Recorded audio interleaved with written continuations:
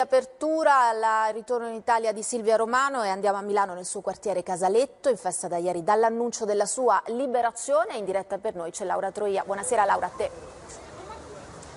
Sì, buonasera. Vi faccio vedere intanto il portone di casa di Silvia Romano, come si sta riempendo di ora in ora di biglietti, di messaggi di benvenuto. C'è qualcuno che ha addirittura lasciato una lettera con dentro una busta chiusa, la foto che hanno appena lasciato delle sue amiche e poi dei piccoli fiori. Qui giù in basso qualcuno ha lasciato una rosa rossa e il biglietto attaccato alla bottiglia dice: bentornata nel paese che adesso dovrà apprezzare e riconoscere il tuo coraggio. Casoretto è un quartiere molto particolare di Milano, un quartiere dove l'associazionismo di sinistra, cattolico, il volontariato ha sempre fatto da collante tra i milanesi e le comunità straniere, tantissime presenti qui. E allora nel servizio di Maria Chiara Grandis vediamo cosa hanno raccontato, cosa dicono le persone nell'attesa di una festa qui a Milano e soprattutto cosa racconta chi Silvia Romano la conosceva davvero, il servizio e poi linea allo studio.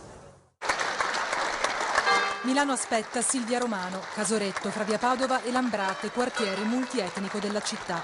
A occuparsi degli altri lei lo ha imparato a scuola, con le associazioni, tutti attendono il suo ritorno. Vogliamo lanciare un messaggio forte e grandissimo di affetto e di bentornata a Silvia e a tutta la sua famiglia, sperando di vederla presto. Un anno e mezzo senza Silvia, quel che conta ora è che sia tornata. Non è certo stata un'esperienza facile. Quindi adesso deve prendersi il suo tempo, ma sicuramente, siccome ha una gran forza dentro di sé, che è quella che le ha permesso di sopravvivere, deve poi decidere e non rinunciare però ai suoi sogni.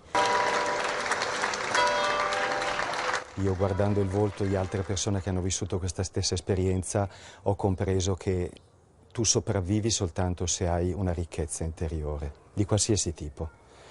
Questo non per sequestrare l'esperienza di Silvia, perché non so neanche se è credente o non credente, ma francamente non mi interessa. Ha raccontato di essersi anche convertita. Sì, non lo so, io credo che lei abbia dovuto adattarsi alla situazione. Ognuno è libero di fare quello che vuole, non lo sapevo neanche.